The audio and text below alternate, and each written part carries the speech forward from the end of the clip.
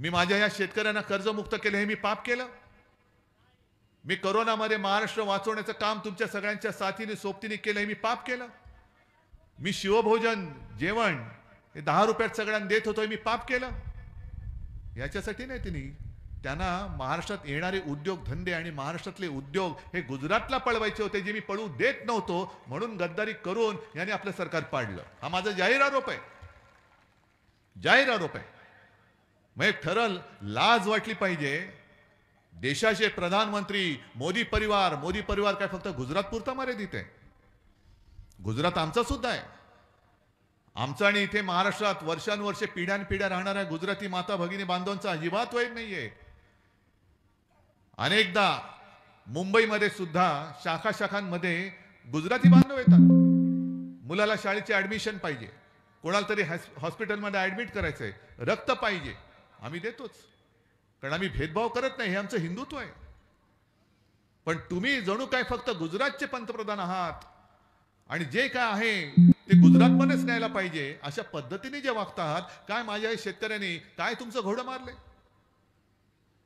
अलीकडच्या काळामध्ये सुद्धा तुम्ही वाचत असाल किंवा टीव्हीवर पाहत असाल, 3 उद्योग सेमीकंडक्टर म्हणजे काय ती चिप बनवण्याचा, 1,00,000-1.5 लाख प्रत्यक्ष आणि अप्रत्यक्ष रोजगार त्यातून मिळणार.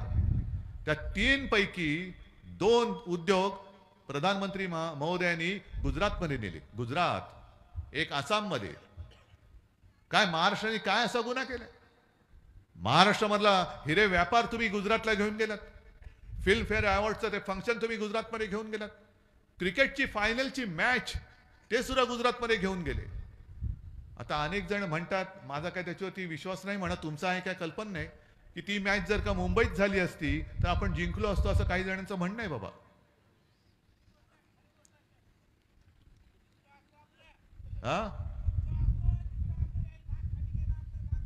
जाऊ द्या. पण थोडक्यामध्ये काय, यांना क्रिकेटची मॅच जिंकणं न जिंकणं याच्यात नाही, त्यातनं किती पैसा येतोय तो महाराष्ट्राला जाऊ द्यायचा नाही, तो पण गुजरातकडे नेला पाहिजे.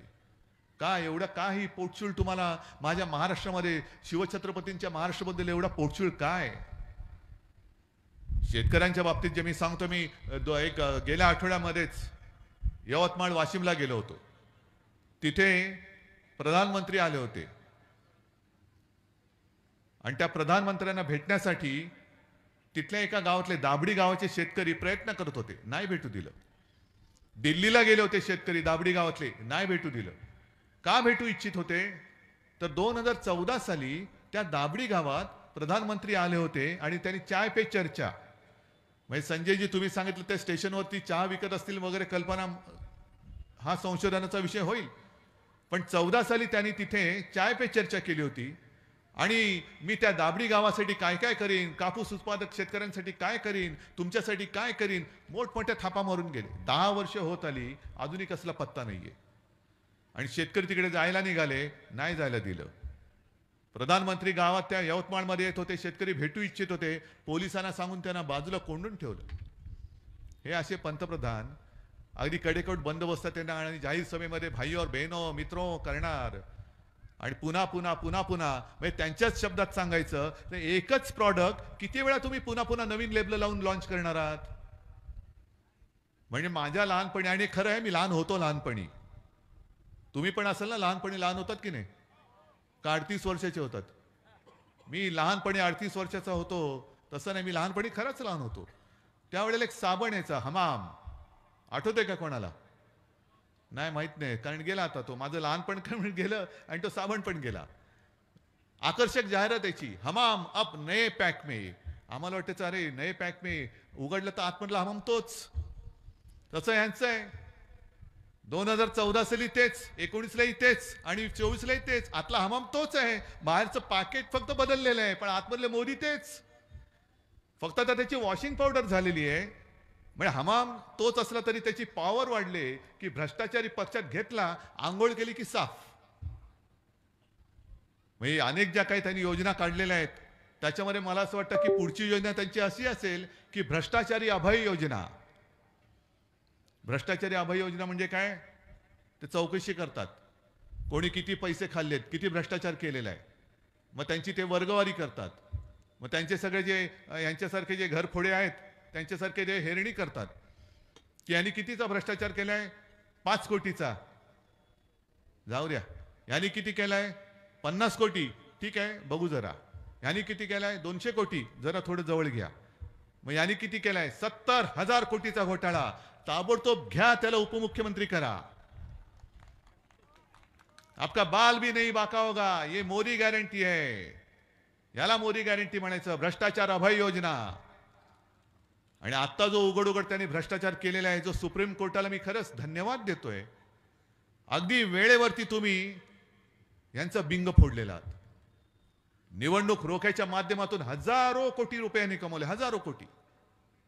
देशातल्या प्रत्येक पक्षाला निवडणूक रोखे मिळाले, शिवसेनेला सुद्धा मिळाले.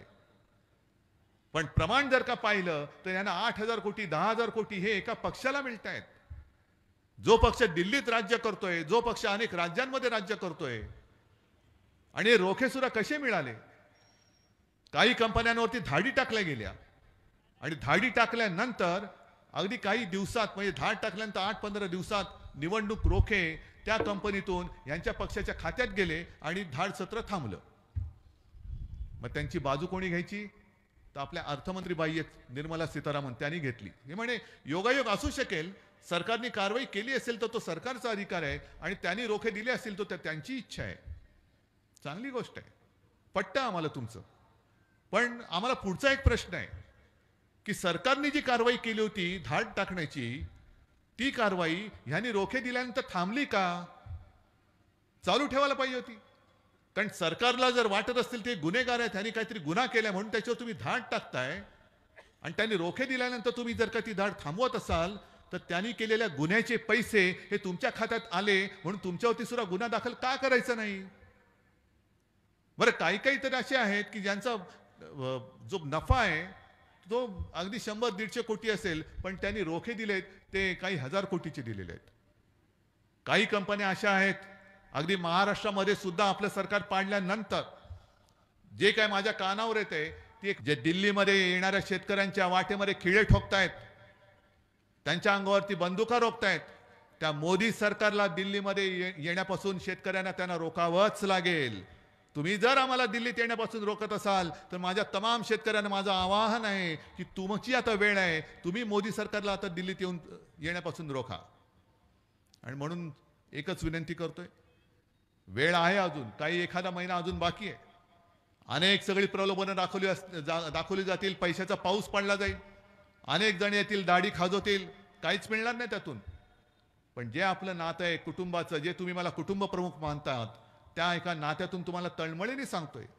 जसं करोनाचं संकट असताना मी तुम्हाला सांगत होतो, तसं हे हुकुमशाहीचं संकट असताना मी तुम्हाला सांगतोय की जागे आहात, जागे राहा आणि यांच्या भूलथापांना बळी न पडता आपला शिवसेनेचा, अस्सल शिवसेनेचा, भगव्या मनाचा, भगव्या हृदयाचा, ज्याच्या हृदयात राम आणि हाताला काम देण्याची शक्ती असेल असा आमदार आणि खासदार निवडून द्या. एवढीच विनंती करतो. जय हिंद, जय महाराष्ट्र.